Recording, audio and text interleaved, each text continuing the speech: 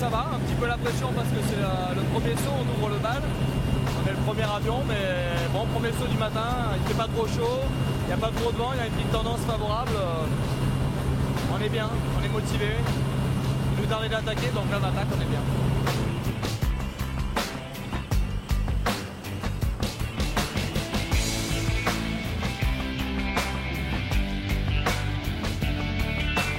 Avoir le courage de sauter en parachute est une chose, savoir se réceptionner avec classe en est une autre.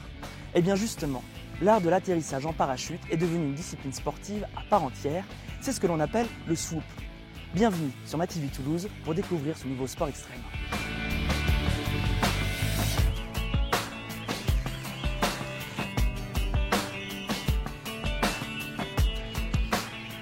La compétition se déroule en 3 manches, la vitesse, la distance et la précision.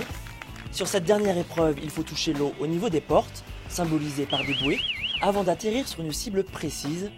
En vitesse, le parachutiste peut arriver à plus de 100 km/h, des règles strictes régies par la Fédération internationale de parachutisme.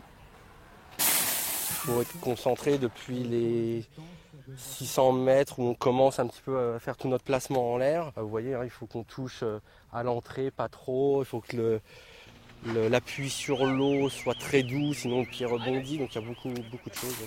Tant qu'on n'est pas atterri, c'est pas fini. Le swoop ou canopy piloting est un sport qui émerge dans l'Hexagone. La base R65 près de Tarbes possède la seule surface de réception homologuée en France.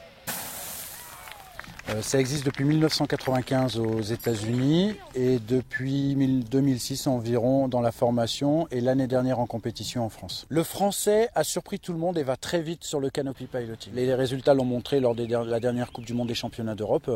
Nous avons eu un podium déjà et des résultats très très prometteurs. Le swoop, un sport réservé aux initiés, car très exigeant. C'est une discipline qui demande beaucoup d'expérience parce qu'on a des voiles qui sont vraiment très petites, qui vont très vite et on est obligé d'avoir plus de sauts, plus d'expérience pour pouvoir commencer la compétition. Donc je pense que les gens ont au moins 1000 sauts chacun ici. Comme beaucoup de sports, le ski aussi est un sport dangereux si on va par là. On essaie juste de minimiser le risque en appliquant des consignes simples. Si on a un doute sur le fait qu'on n'est pas bien placé, qu'on est trop bas, on laisse tomber et on se pose en sécurité et on fera mieux la prochaine fois. La discipline extrême, il n'y a pas pire, il n'y a pas plus rapide, il n'y a pas plus puissant, il n'y a pas... Effectivement, mais il y a des étapes précédant tout ça. C'est déjà très difficile d'accéder à ce type de compétition. Après, personnellement, moi, c'est déjà une récompense. Je ne serai pas classé, je suis en milieu de classement et c'est très bien comme ça. Je me fais plaisir. Si la compétition est importante, elle qualifie les participants au prochain championnat du monde. Les parachutistes viennent avant tout chercher du plaisir, de l'adrénaline.